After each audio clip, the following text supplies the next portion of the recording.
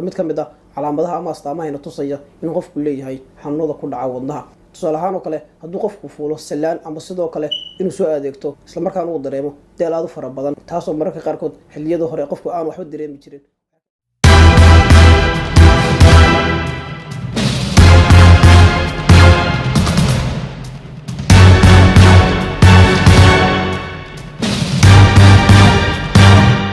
السلام عليكم ورحمة الله وبركاته. كل وعنا ونحسن ملك استاذ تريد كجوتان ومركلي برنامجنا عافمادك موضوعنا ayaa wuxuu ku saabsan yahay calaamadaha lagu garto xanuunada ku dhaca wadnaha, balse guud ahaan marka laga hadlayo xanuunada ku dhaca wadnuhu waa kuwo kala duwan. sidoo kale waxaa dhici karta in calaamadaha ay yihiin kuwo kala duwan, balse kuwa aan ka hadli doono ayaa kuwa ugu muhiimsan, kuwaas oo qofka ka caawinaya inuu ogaado inuu leeyahay xanuunada ku dhaca ama asiba wadnaha, taas oo qofka ka gargaaraysa ama gacan ka siinaysa inuu xilli hore raadsado daryeel caafimaad si looga dabiibo ama looga daweeyo, taas oo marka qofka caawinaysa caafimaadkiisa guud, sidoo kalena qofka fursad siinaysa inuu sii noolaado. marka laga hadlayo xanuunada ku dhaca wadnaha waa mid ay ku kala duwan yihiin ragga iyo haweenka, waxaana aad ugu dhacaan xanuunada wadnuhu ragga, taas oo marka loo eego ragga ay ka badan yihiin haweenka 60%, halka haweenka ay ka noqonayaan 40%. sidoo kale marka laga hadlayo xanuunada ku dhaca habdhiska dhiig wareegga iyo wadnuhu waa dhibaato taagan guud ahaan caalamka. sidoo kale waxaa jira waxyaabo loo aanayo ama sabab looga dhigo inay qofka u keenaan xanuunada ku dhaca wadnaha. waxyaabaha waxaa ka mid ah da'da oo kale, haddii qofka da'diisu ay tahay 60 sano jir, waxaa looga baqayaa ama loo filayaa inay ku dhacaan xanuunada wadnaha. waxaa kaloo ka mid ah haddii qofku leeyahay macaan ama sonkarow, iyadana sidoo kale waa sabab kale oo keeni karta xanuunada ku dhaca wadnaha. waxaa kale oo la xusay xanuunka loo yaqaano cadaadiska dhiigga sarreeya, kaas oo isaguna laftigiisu laga yaabo qofka markaa inuu u keeno xanuunada ku dhaca wadnaha. sidoo kale iyaguna waxaa meesha ka maqan oo lagu daray cayilka ama buurnida xad-dhaafka ah. qodobadaas iyo kuwo kaloo badan waxaa loo aanaya ama loo sababeeya inay keenaan xanuunada ku dhaca wadnaha. qodobadaan sheegnay waxaan kasoo xiganay British Heart Foundation oo ah urur isagoo inta badan qaabilsan xaaladaha caafimaad ee wadnaha ee dalka Ingiriiska. kuwan soo socdaa waa qaar ka mid ah calaamadaha lagu garto cudurrada ku dhaca wadnaha. waxaa ka mid ah laabo xanuun. haddii qofku isku arko laabo xanuun, waxay ka dhigan tahay in qofka looga baqayo ama uu leeyahay cudurrada ku dhaca wadnaha, taas oo la micnaa haddii qofku isku arko xaaladan inaanu sahashan, waxaana qofku inta badan uu dareemaa cadaadis xooggan oo kaga dhacaya laabta, taas oo mararka qaarkood ay sheegaan dhakhaatiirta ku takhasustay xanuunada wadnuhu in qofku dareemo cadaadis xooggan oo uu ka dareemayo laabta. mararka qaarkoodna qofku wuxuu yidhaahdaa waxaa igu taagan maroodi cadaadiska uu dareemayo awgii. tan waxayna tusisaa inuu jiro xanuunada kusoo boodada ee ku dhaca wadnaha, waxaana qofka tale ahaan lagu soo jeedinayaa inuu la xidhiidho goobaha caafimaadka si markaa loogu fidiyo adeeg degdega. calaamada labaad, wuxuu qofku dareemayaa yalaaligo ama lalabo iyo sidoo kale habdhiska dheefshiidka oo xumaada, taasoo ka dhigan in cuntada markaas si habsamile aan loo burburin. waxaa kaloo ka mid ah inuu qofku isku arko laab olol. calaamadan labaad, haddii qofku isku arko waxay ka dhigan tahay inuu yeelan karo xanuunada ku dhaca wadnaha, tan oo micnaheedu tahay inuu qofku ka dareemo xanuun iyo gubasho laabtii iyo sidoo kale calooshii.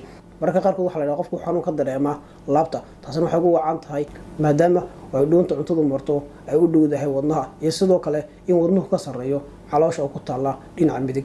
labada arrimood darteed waxaa la yidhahdaa waxaa qofka ku dhici kara xanuunada wadnaha, taasina waxay ka dhigan tahay in qofka looga biqi karo inay ku dhacaan xanuunada wadnuhu. sidoo kale waxaa qayb ka qaadan karta dibshiid xumada qofka, taas oo markaa laftigeeda keeni karta inuu qofku uu dareemo xanuun ka imanaya calooshii, taasoo markaa saameyn karta wadnihii. calaamada saddexaad, dhidid fara badan. waxaa dhici karta inuu qofku isku arko dhidid fara badan. dhididka faraha badan inta badan haddii qofku aanu wax shaqo qaban ama wax jimicsi aanu samayn, tan waxay ka dhigan tahay in qofka looga shakiyi karo inuu leeyahay xanuunada ku dhaca wadnaha, gaar ahaana haddii qofku aanu ku noolayn meel kulul. sidoo kale haddii qofku ku nool yahay meel qabow isla markaana dhidid fara badan sameynayo, iyadana sidoo kale waa calaamad muujinaysa in qofku uu leeyahay xanuunada ku dhaca ama asiba wadnaha. waxaa sidoo kale qofku u helin karta dhididka faraha badan leh laabo xanuun. labada calaamadood dartood waxaa lasoo jeedinayaa in qofku uu dalbado gargaarka degdega si markaa xaaladiisa loo hubiyo inuu qofku leeyahay xanuunada ku dhici kara ama ku dhaca wadnaha. calaamada afraad oo ka mid ah astaamaha lagu garto inuu qofku leeyahay xanuunada ku dhaca masiibo wadnaha, wuxuu qofku ka dareemayaa gacmihii oo kale xanuun, gaar ahaana xanuunkaas wuxuu ku baahayaa qaybta bidix ee jirka.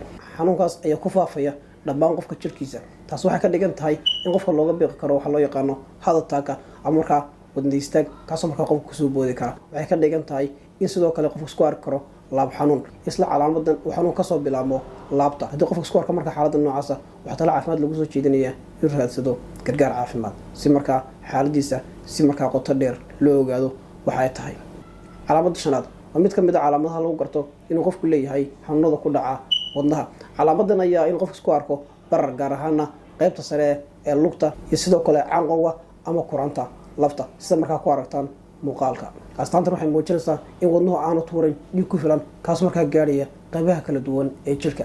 Calaamada lixaad waa mid ka mid ah calaamadaha ama astaamaha lagu garto in qofku leeyahay xanuunada ku dhaca wadnaha, waxaana tahay qaraaca wadnaha oo aan joogto ahayn. taa micnaheedu waxay tahay haddii qofku markaa uu naxsan yahay ama uu shaqo qabto waxaynu naqaanaa in qaraaca wadnuhu uu sare u kaco. dhinaca kalena waxaa qofka tale ahaan lagu soo jeedinayaa haddii uu isku arko wadna qaraac saayida inuu la tashado dhakhtarkiisa isagoo dhaqsaa badan leh. qodobka toddobaad, qofkoo dareema inuu dawaaqsan yahay ama markaa inuu wareer dareemayo waxaa keeni kara waxyaaba fara badan, balse waxyaaba inta badan loo aanayo ama loo tiriyo inay sabab yihiin. waxaa ka mid ah in qofku aanu si wacan wax soo cunin ama sidoo kale uu ku yaryahay cabitaanka jirkiisu. kuwaas waxay ka mid yihiin waxyaaba inta badan loo sababeeyo inay keeni karaan dawaqaada qofku dareemayo, waana astaan markaa muujinaysa inuu qofku yeelan karo xanuunada ku dhaca wadnaha. waxaana sababa weerarka iyo dawaqa qofku dareemayo cadaadiska dhiigga oo hooseeya taas oo markaa wadnuhu aanu tuurayn dhiig ku filan. calaamada sideedaad, qofka oo dareema daal fara badan waa mid ka mid ah calaamadaha ama astaamahayna tusaya in qofku leeyahay xanuunada ku dhaca wadnaha. tusaale ahaan oo kale hadduu qofku fuulo sallaan ama sidoo kale inuu soo adeegto islamarkaana uu dareemo daal aad u fara badan, taasoo mararka qaarkood xilliyada hore qofku aan waxba dareemi jirin waxay ka dhigan tahay inuu qofku leeyahay ama looga shaki karo xanuunada ku dhaca wadnaha. ugu dambeyntii hadduu qofku isku arko daal saayida, tan waxay ka dhigan tahay inuu qofku leeyahay xanuunada ku dhaca wadnaha, waxaana talahaan qofka lagu soo jeedinayaa inuu la xidhiidho dhakhtarka sida ugu dhaqsaha badan leh. qodobka sagaalaad waa mid ka mid ah calaamadaha tusaya in qofku leeyahay xanuunada ku dhaca wadnaha, waxaanu yahay in qofku isku arko qufac joogtaa oo markaa aan kala go-ayn. marka laga hadlayo qufaca joogtada ay kama turjumayo in qofku markaa uu leeyahay xanuunada ku dhaca wadnaha ama markaa qofku dhibka haysto wadnaha. sidaa darteed waxaa qofka loo soo jeedinaya inuu yeesho feejignaan dheeraada oo ku saabsan markaa xaaladda caafimaad ee wadnihiisa. calaamada tobnaad, qofka oo yeesha caga xanuun waa mid ka mid ah calaamadaha lagu garto haddii uu qofku leeyahay xanuunada ku dhaca ama asiiba wadnaha. haddii qofku isku arko xilliyada uu soconayo in markaa cagii ay xanuunayaan islamarkaana aanu qofku ka dhaqaaqi karin, waxaa loo soo jeedinayaa in isagoo dhaqsaa badan leh markaa qofku uu booqdo dhakhtarkii. cudurka inta badan keena xanuunada ku dhaca cagaha waxaa loo yaqaanaa peripheral arterial disease. markaynu ka hadlayno waxyaabaha u sababta ama siduu ku yimaado xanuunka loo yaqaano peripheral arterial diseasku waa xidhma xiidada markaa murqaha lafaha markaa iyagu quudiya, taasoo markaa ay ku samaysmaan duxdu. badanaa xaaladan waxay ku dhacdaa dadka sigaar cabka ah iyo sidoo kale dad kale xanuunka loo yaqaano macaanka ama sonkorowga. guud ahaan intaasaan kusoo gabagabeynaya mawduuciina ku saabsanaa calaamadaha lagu garto xanuunada ku dhaca wadnaha. tan iyo kula dambe haddii rabiidmo oo ku mahadsan daawashadiina nabadgelyo.